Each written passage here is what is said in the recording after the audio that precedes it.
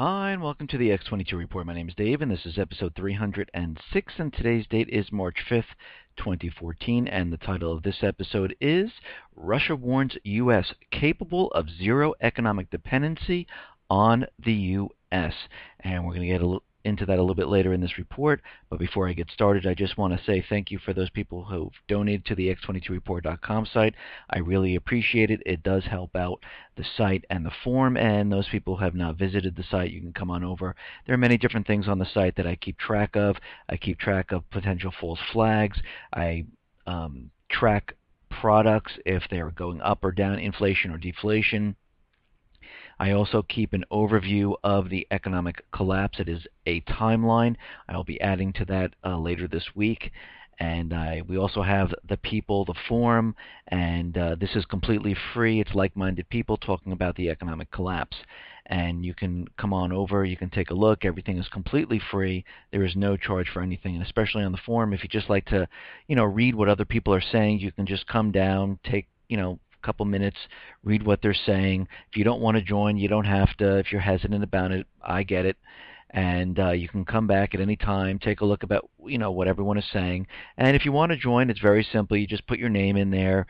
You'll get an email. You have a password. You don't have to use your real name. You can use a handle, and you can join in on the conversations. Let's get into the economic collapse news, and we're going to head out to the EU right now. And we understand it, and we get it. The EU is not doing well at all, and we understand they're in a recession/depression. And again, we understand that most of the private Western central bank countries are in a recession/depression, and they have high unemployment. They have a huge amount of debt that cannot be sustained, and of course, the European Commission is out there, and they're putting Italy on Wednesday on its watch list because the country's very high public debt and weak competitiveness, and they've saying that they're giving them a warning that, they need to do something about this. Well, they really can't.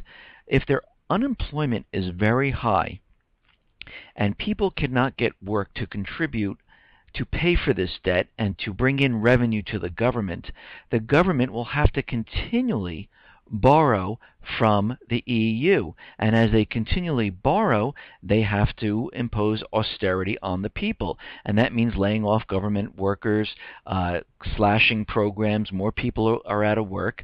And this is a never-ending cycle that can actually go nowhere except for the collapse of the country. But the EU, the European Commission, is looking around, and they're seeing that, wait a minute, it's just not Italy that's having a problem. So they're going to put Belgium, Bulgaria, Germany, Ireland, Spain, France, Croatia, Italy, Hungary, the Netherlands, Slovenia, Finland, Sweden, and the United Kingdom all had, and what they're saying is they all have imbalances in their economies. We're seeing problems here, and again, we're making sure we're going to watch these countries, but the biggest countries that we're having a problem with right now are Slovenia, Italy, and Croatia. And Italy is one of the worst, and they're very worried about this. And again, if you look at Greece, you look at Cyprus, and you look at all these countries, they're not just 10% unemployment or 11% or 8% unemployment. We're talking 25, 30, 35% unemployment. We're talking 40, 50, 60% unemployment among the youth of those countries. And that is the driving force for the next generation. And again, we're not seeing these people get work. They can't find any work, and everyone is having a lot of problems surviving out in these countries. And believe me, in the United States, people are having the same tough time. And what we're seeing right now, the ISM Services Headline Index collapsed to 51.6. They expected 53.5, and it is the lowest since February of 2010. This is the biggest drop since Lehman Brothers.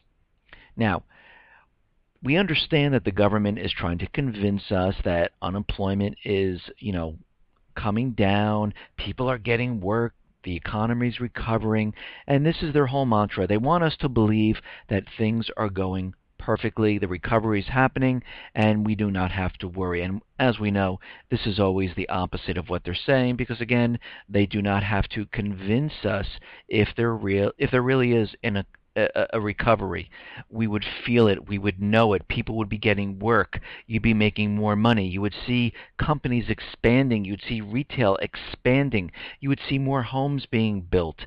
You would understand that things are naturally improving. You wouldn't need the government or the Fed or the corporate media telling you that things are getting better. And I know, I feel it. I do not feel a recovery. I see and I look around and I look at strip malls. I see most of them are empty. I see stores going out of business all around me. I see when I go into developments that are being built, they're kind of stalled right now. And I see 100% financing. And I don't see the building like I saw it in the past. But again, right now, with employment, we understand that this is a complete illusion. We understand that unemployment here in the U.S. is around 32%, all the way up to 37%, and this is on different people's calculations. I'm using shadowstats.com, that's around 30%. There is an executive on Wall Street who says it's closer to 37%. But if we look at the employment gauge and services index, it fell to the lowest level since March 2010. The companies that employ roughly 80% of American workers grew more slowly in February, and their workforces contracted for the first time in more than 2 years. Most of the index's decline can be traced to a 8.9-point plunge in the ISM's employment gauge, a measure of how many people are at work. The index sank to 47.5% last month from a 3-year high of 56.4 in January. It's the first contraction in 25 months and the lowest reading since March 2010. And this is what we are seeing. We're seeing that people cannot find work, and we understand this. I mean, look at the layoffs that we've been that been coming in from RBS, Barclays, Dell. We're seeing them in IBM, and this is not hundreds. This is thousands upon thousands of people. I think in my other reports, I said just in January, just from a couple big name corporations, we're seeing 61,000 people laid off. And this is middle management, people who have full-time work. Where are they getting jobs? And let's not even talk about retail, because retail are closing stores like there's no tomorrow, which really there's not going to be if we keep heading down this track. And we can see what is going on here. Now, ADP just came in with their numbers, and it's a complete miss. They completely missed what they thought was going to happen, and they expected about 155,000, and they received about 139,000. And February was another soft month for the job market. Employment was weak across a number of industries, and of course they're blaming this on bad winter weather, and of course they blame everything on the weather. And what's going to happen when we move into the springtime and into the summertime? Are they going to say it's too hot for people to go out of work? I don't know about you, but if I need a job, I don't care if it snows 1 day or 2 days. There's a phone, there's Skype today, there's other ways of getting work. And again, if it snows 1 or 2 days or it's a little cold, you wait, and guess what? People still go out and they'll do what they have to do. And I know for me, I would go out and get that job if I needed that job. Nothing would stop me. And again, if the company's closed, you wait for the next day. So the room where people are applying, instead of 4 people there, maybe there's 10. But guess what? They can get this done. And this weather thing is absolutely ridiculous. Now, in my other reports, and we've been reporting on this for quite a while, and those people who have been following me understand, when I talk about real estate is in decline. And the reason why we know this is because back in October of 2013, the major financial institutions that have mortgage departments were laying off thousands upon thousands of people. And I mentioned this many times: Citibank, J.P. Morgan Chase, Bank of America, 1-800 East Coast West Mortgage. And now we are seeing that, of course, mortgages are plunging again. We're seeing that sales are stalling. We see that new construction is not going the way they thought it was going. It's starting to decline. And we're seeing this. And again, always before the housing market collapses, what happens is the financial institutions like to clean house because they understand what is happening. They realize it. They have no business. If housing was truly on a rebound and recovering, these departments would be expanding, not contracting. And again, now we see NationStar Mortgage, they're laying off 100 or more people because guess why? There is no one out there taking out mortgages. Now, why is this? Well, we have to look back. We have to think to ourselves, why? Why would this happen? Well, if we look at the entire situation during 2008, again, we've had the foreclosures, we've had short sales, and we've had people lose their jobs. Now, if we're at 30 to 37% unemployment, there is absolutely no way that these people will be they will not be able to purchase a home.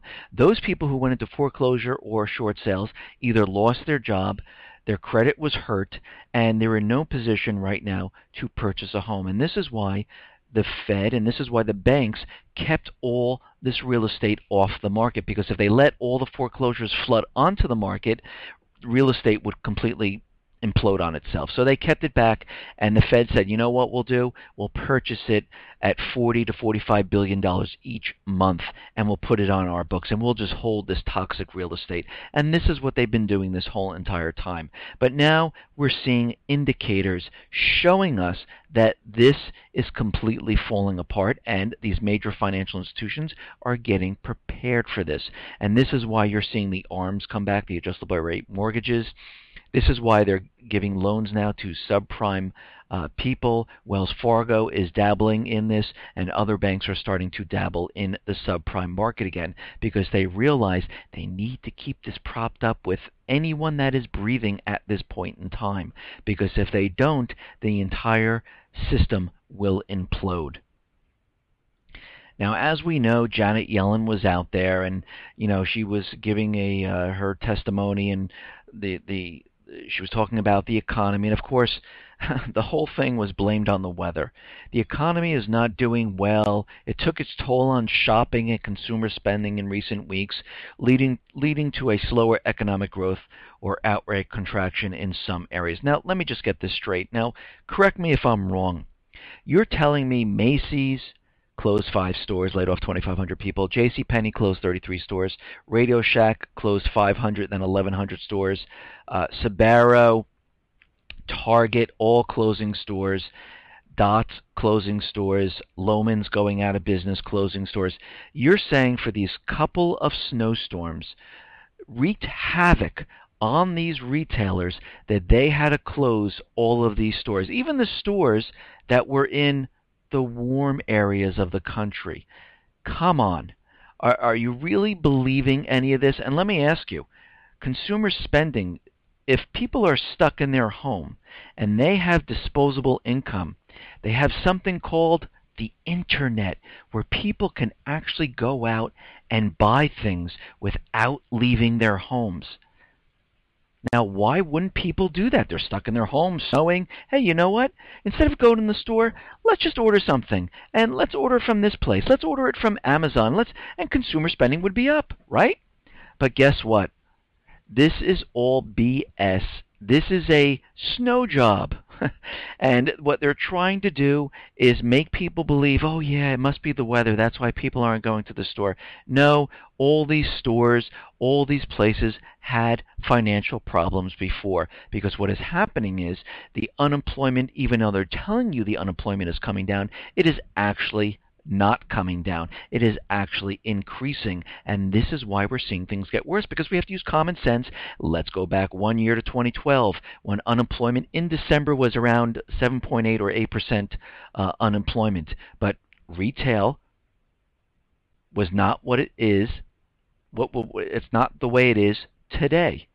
It was actually better off. How could that be? If unemployment came down in the year 2013, because what has happened is people have fallen off. People went from a full-time job to a part-time job, and they're not making the disposable income to spend, and they don't have the money to spend in retail. They're just trying to pay for food. They're trying to pay for the increased rent that they're paying, and they have no credit, so they can't use credit cards. And this is what we are seeing. We saw it during the holiday season, where people went out, they tried to use their credit cards to the max, then they dipped into their savings just to get the couple of gifts to make their Christmas season. And again, the entire economy is a complete illusion. It makes no common sense what the Fed is saying. It makes no sense what the Obama administration is saying, because we know and we realize what is really going on. It's almost like before 2008 in October, we look back and we see the Fed saying, no, the subprime is contained, don't worry about that. We don't predict a recession in 2008. It's not on our books. We don't see any of it. Of course they don't, because it's always the opposite of what they're telling you. And what they're telling you right now is things are really getting bad. Okay, now Obamacare, what they're doing right now is they're going to delay health care. They're going to delay the health care penalty. Why? Because Obamacare is a complete nightmare. It is a cash grab. They realize no one is purchasing Obamacare. They hoped and they prayed that the youth of America would say, oh, thank God there's health insurance. Let me go out and buy health insurance. But what happened was the youth of America said, well, maybe I need a job first before I can afford health insurance. And I don't have a job right now. And actually, this part-time job that I don't have enough money to pay for health insurance. So you know what? I'm just going to push that off. And again, a lot of the health insurance providers looked at this and they said they're just not getting the youth of America to support the system. This is not their priority at this time. They are looking to get jobs coming out of school, and their priority right now is to pay for that gigantic student loan first with their part-time income. They're not looking to get health insurance because, as you know, when you're younger, you think you're invincible, you don't get ill, and this, again, this is not for everybody, but most of the people believe this. I did when I was younger. And I was like, health insurance, I don't need that. I'm fine. Actually, I didn't even go to the doctor at that time. Now, also what they're going to do for Obamacare, because they realize that it's completely falling apart, is that non-Obamacare health plans are getting now a 2-year extension, not one, because all the cancellations and all this is happening. More and more people are uninsured that they are insured under Obamacare, and they're starting to realize this, and they don't want to cause riots or people really getting pissed off now. So they're pulling this back, and they're saying that they're getting a 2-year extension so they can work this entire monstrosity out. And again, they are hoping and they were praying that they were going to receive revenue from Obamacare, because it's really a cash grab. There's taxes interwoven into Obamacare. There's penalties, as we know, into Obamacare. And since they're not getting the revenue, they are now going down the climate change route. They used to call it climate warming, but they realized the country's freezing temperatures across Europe into Russia, so they started to call it climate changing, and they've been prepping and preparing to impose taxes on the people to create this revenue.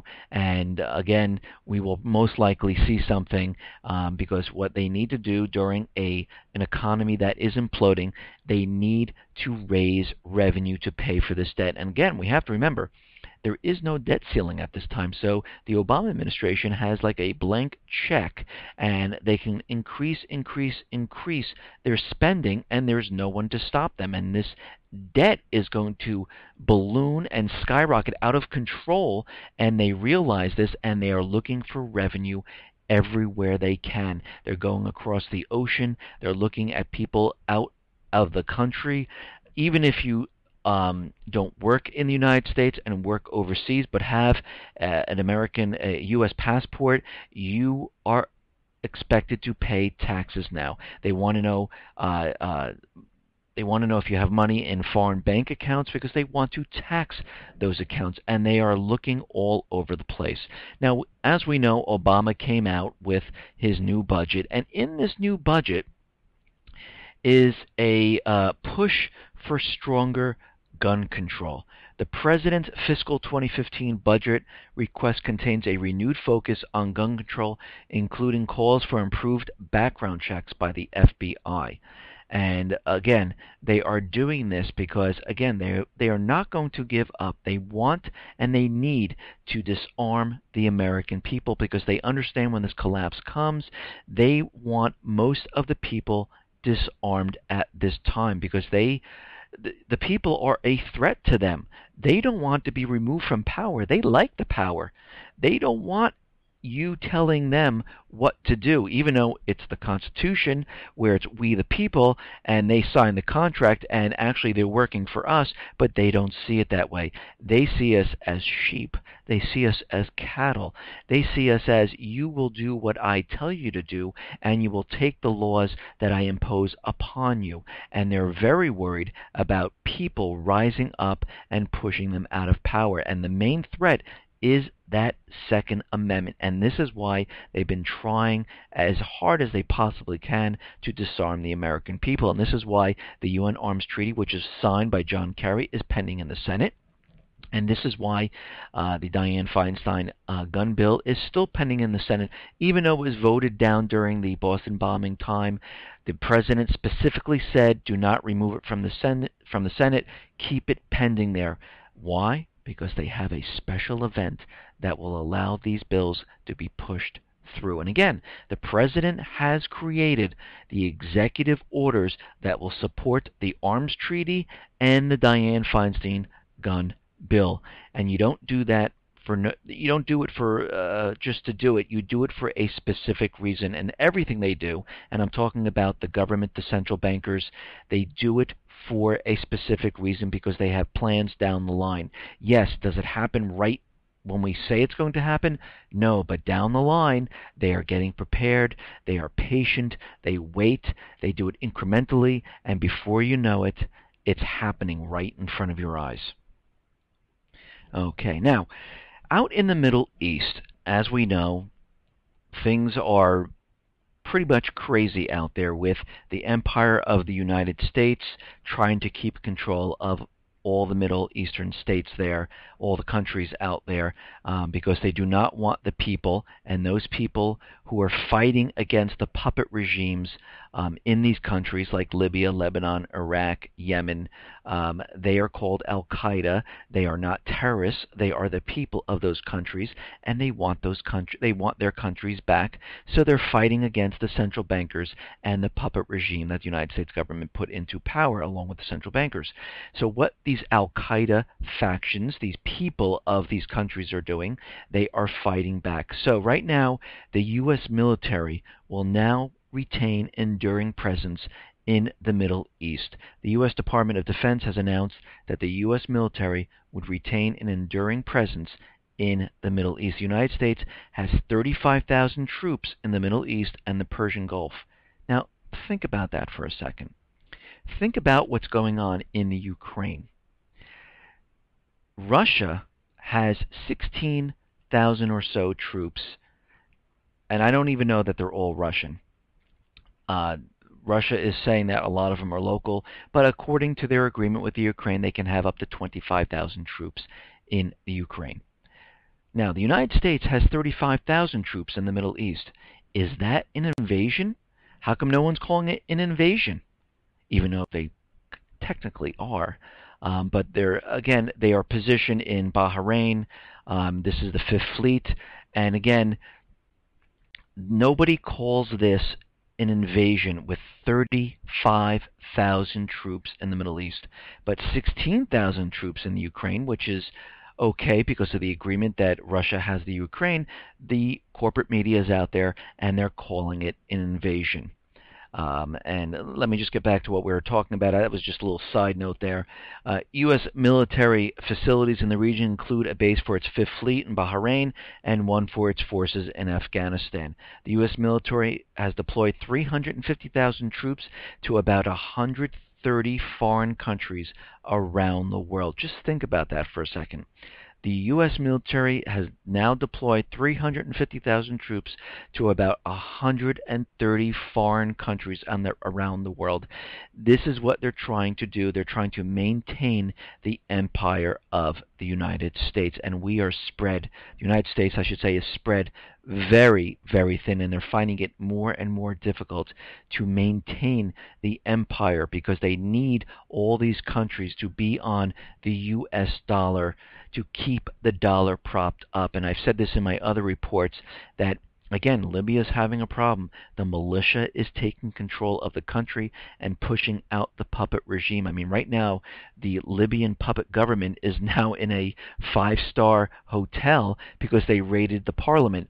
And what is happening is, if the militia takes full control and the puppet regime is gone, that's okay to the central bankers. But if they touch the private Western Central Bank and they go out to the world and say, we are now selling the oil and you can use any currency you want, this is going to be a big problem to the private Western central bankers, because what's going to happen then is countries around the world no longer need the U.S. dollar because they don't have to purchase the oil from Libya using the U.S. dollar, and they will start returning it to the United States. And that doesn't mean they're going to buy things in the United States. They're saying we don't need this in our reserves because there's no reason anymore, and they start sending piles and piles of cash back to the U.S. And what happens here is more dollars hit the United States. As more dollars hit the United States, it causes inflation. You see prices going up because the value of the dollar goes down. And this is the biggest threat to the central bankers right now. And they are keeping everyone controlled by what? By drone hits. And this is why in Yemen there was another drone strike over the last couple of days, because they're using these drones to keep the people of the country back, and they do not want them taking their country back. And this is why they've been using drones. And of course, in the corporate media, they've been saying that they're Al-Qaeda terrorists, where we have to, keep them back. But really the case is, it is actually the people of these countries who actually want to retake their country, and they want the U.S. presence and the central bankers completely out of their country. Now, Dempsey is out there, and he is saying that the risk of war in Asia will increase over the next 10 years. Really? That must be why they're doing the pivot to Asia. But he warns, I expect the risk of interstate conflict in East Asia to rise, the vulnerability of our platforms and basing to increase, our technology edge to erode, instability to persist in the Middle East, and the threats posed by violent extremist organizations to endure. Dempsey said that in addition to the growing risk of Asian war, he expects a future conflict to take place at a much faster pace and on a more difficult high-technology battlefield. Also, he said, any U.S. overseas conflict will no longer allow the U.S. homeland to remain a sanctuary either for our forces, for our citizens. What he's saying is the war will come to the United States. And he's saying that the future conflicts will likely begin in the new domains of cyberspace. And we are definitely understanding what he is talking about, because we realize that the government, the Obama administration, DHS, had been planning for cyber wars. They've been telling us that we are going to be hit with a cyber attack. And of course, this cyber attack will most likely come from China, Russia, North Korea, Iran, Syria. But again, it will not be a real attack from them. It will be a false flag attack, and they will let us know that it is from these countries, and this is how we will go to war. We have to remember General Alexander has created the red line for cyber attacks at this point, and he's saying that any hit on corporations, financial institutions, or government facilities, this designates that the country, whoever committed these cyber attacks, has crossed the red line, and this means that the United States can attack these countries because this is an act of war. And right now, the Pentagon is out there saying that North Korea poses growing threat to U.S. And again, this is all propaganda. They're building up the propaganda, demonizing each one of these countries. And this goes on to say that North Korea poses a mounting threat to the United States due to its pursuit of long-range missiles and nuclear weapons. And we've seen that North Korea has been shooting off some of their mid-range missiles. And again, they are keeping the propaganda going. And they're saying that North Korea represents a significant threat to peace and stability on the Korean Peninsula and in the Northeast Asia, and is growing. And they're building this up because we understand from everything that we've talked about in the past that they are pushing and they are getting prepared for World War III. And this is why we see all the military assets being moved all around the world. I mean, if you really take a look, and you take a look at a map, and you see what they have done, they have completely surrounded China with bases and missiles. And they're doing this on purpose. They are now working in the Russian area, in the Ukraine, and in the Baltic states, and trying to beef up all the missiles, the missile shield. They're trying to have nations join NATO because they need everything in place when this war gets started. Now, we understand in Ukraine, and we understand that this was a complete paid operation by the United States government and the EU. We understand they spent $5 billion to pay. They paid the oppositions to push out the government. They went back on the deal that the opposition and the Ukrainian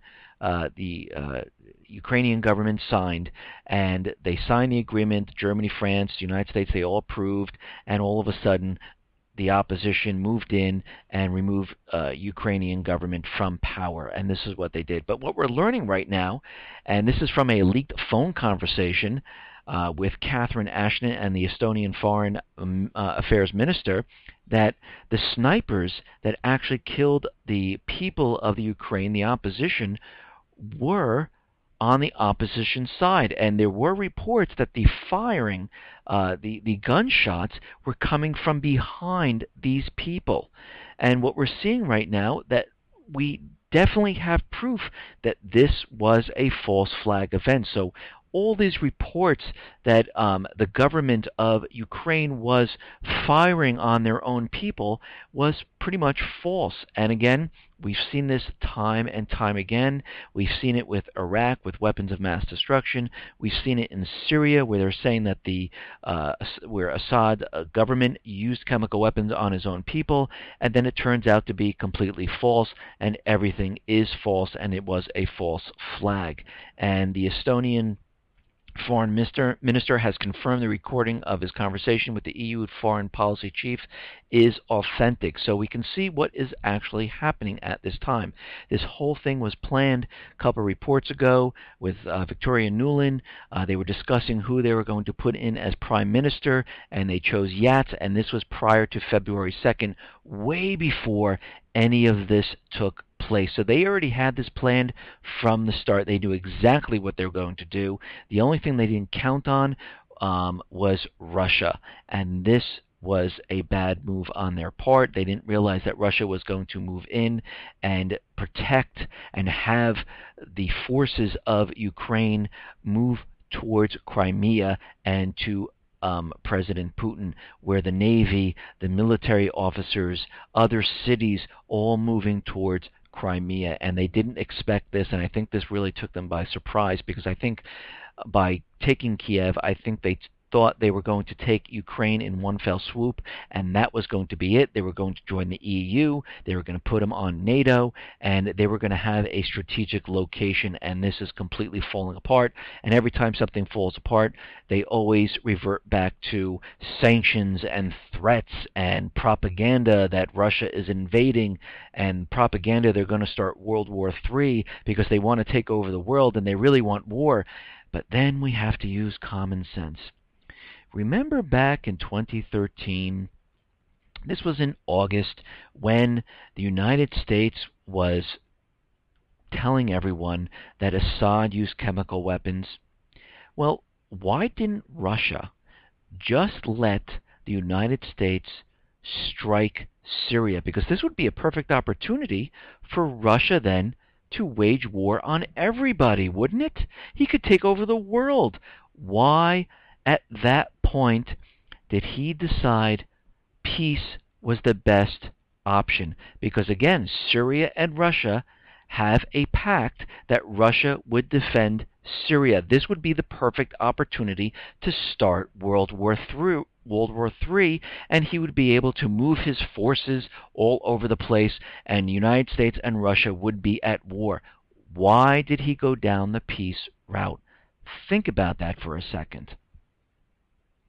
Now, the EU, is proposing a $11 billion euro financial aid bailout, and of course, this is a loan to put the Ukraine into debt to prop up the whole entire central banking system. It is not aid, it is a loan, and it's not a gift. They have to pay it back with interest, so they're putting them further into debt, almost like when they give aid, which is really a loan to Greece, puts them further into austerity, further into debt, makes the country suffer. The same thing happening in Cyprus, same thing happening in Italy, and they want to do this to Ukraine. They know exactly what they're doing.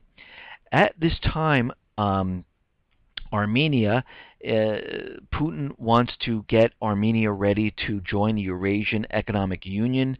Russian President Putin believes it is time to start drawing up an agreement on Armenia's ascension into the Eurasian Economic Union, and they want them to join Russia at this time. Russia has strengthened the airbase in Armenia. We talked about this a while ago.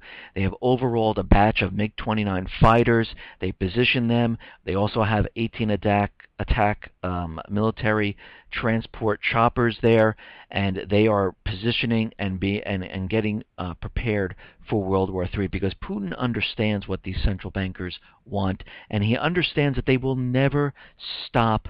Their goal is to keep pushing and pushing and trying to keep the system propped up to get the war started. And of course, they believe if they invade as many countries as possible and put their natural resources on the EU or the US dollar, that the system will be propped up for a little bit longer. And they understand that it is a failing system and they can just keep it going for so long.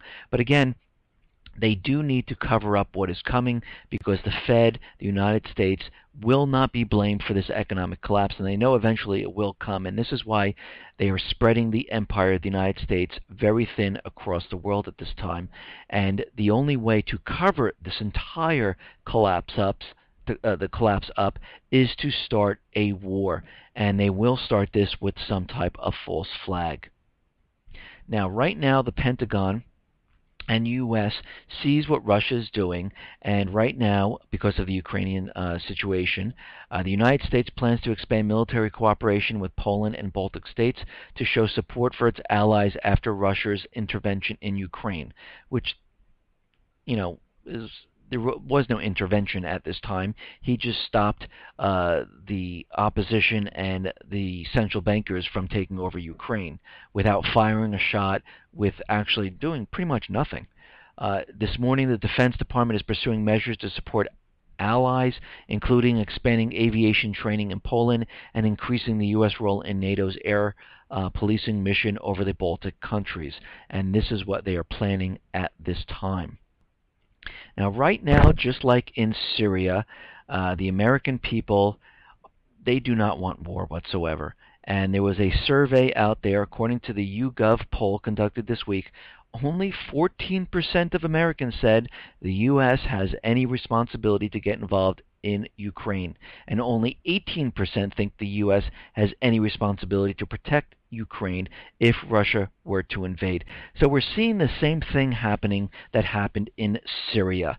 The American people do not want to get involved overseas with other countries' problems. They feel that we should not be there at all. I believe the same thing. The only reason we are there is because the central bankers and their need to prop up the entire system, because they do not want anyone else to have the reserve currency of the world. They want to be in control, they want to make the rules, and they want to tell everyone what to do.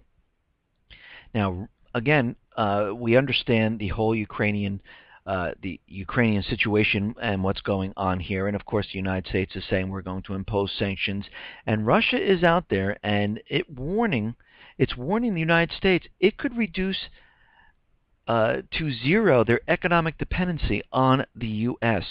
Russia could reduce to zero its economic dependency on the United States if Washington agreed sanctions against Moscow over Ukraine, warning that the American financial system faced a crash if this happened.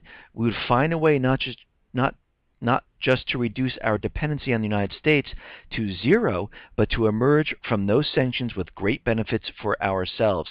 He said the economic sanctions imposed by the European Union would be a catastrophe for Europe, and he's saying that Russia could halt gas supplies to Europe. Now, Europe is out there saying, whoa, whoa, whoa, we don't want sanctions right now because Russia's supplying somewhere in the range of about 25% of gas and oil to Europe at this time, and they're saying, whoa, whoa, whoa, we're not looking at sanctions at this point.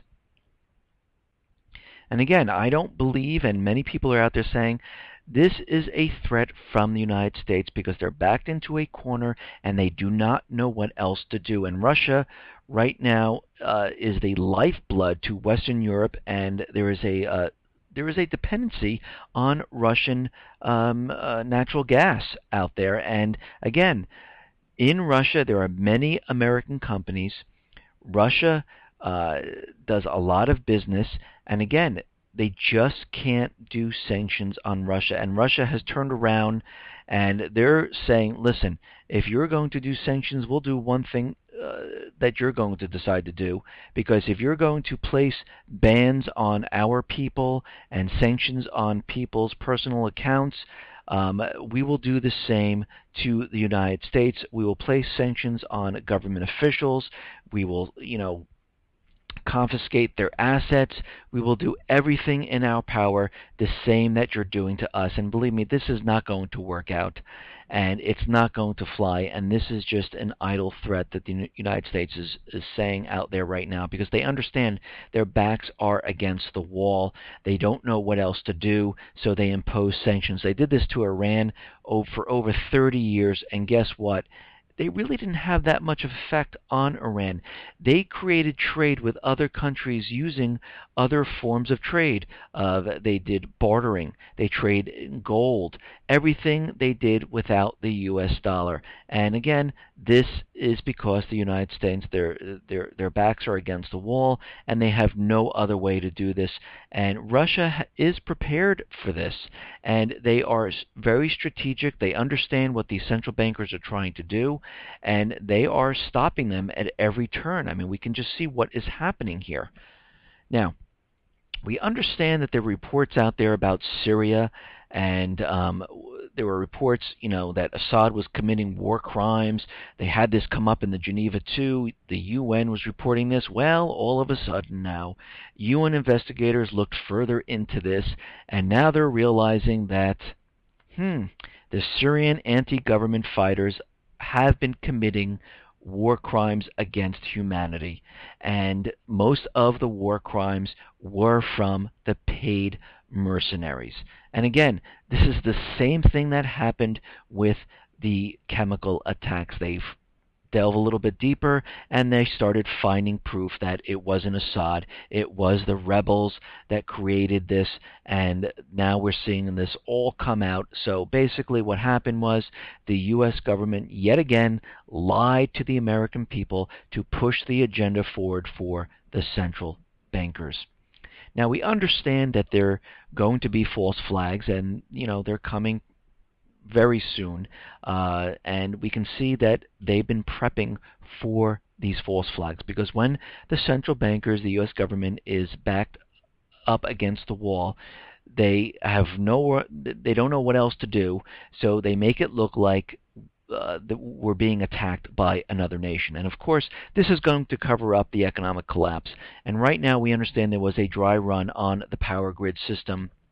And right now there is a new report out there saying that electrical transformers are the Achilles heel of the U.S. power grid.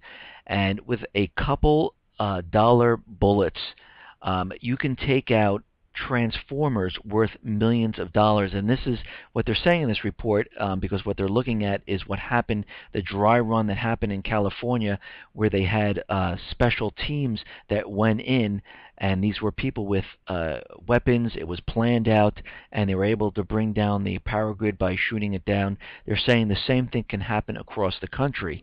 And again, this could be coupled with a cyber attack, and they could bring down the entire grid. And what they're saying here is the greatest vulnerability in the event of a terrorist attack, physical attack on the power system, will likely be securing needed replacements of high voltage transformers. So strategically taking out certain transformers is going to put us into darkness. And what they're saying is that these transformers are going to take weeks, months, or even longer to replace, because they don't just have them ready to go. They have to order them, they have to bring them in, and they have to put them up. So if they can strategically bring down certain areas using cyber attacks and physical attacks, we could be without power in these regions, in these certain areas of the country, for weeks on end. And I don't think they're going to bring the entire country into darkness, because they want parts of the country up and running, so they hear the reports and they understand that we are being attacked by another country, and then word would spread and people would understand this. People would it would push fear all around the country, and once they announce the country that they're talking about, we would want to go to war. The American people would say, this is ridiculous, I've been without power for 2 weeks, we need to, it's payback time. And this is what they're actually trying to prepare for. And this could be coupled with a cyber attack on the power grid. This is why they've been having all these drills. They could bring the financial institution down, because we understand that NASDAQ just received the kill switch as of March 1st. The stock exchange already has one implemented, and the BAT system already has one implemented. And we can see that they've been telling us that there's malware already inserted into the systems, and Russia, North Korea, Iran, Syria, can turn this with a flick of a switch on and bring our systems down. And again, we have the bail-in documents that have been created for Europe, the United States, Canada, Australia, and Switzerland, because when the system comes down, they need to find the money someplace, and they understand that the government no longer will bail out the entire system, the banks, so they're going to look inward and take the money from the people. And again, all this to start the next war. Listen, everyone, thanks a lot for listening. Be well, be safe, and especially be prepared. Thanks a lot.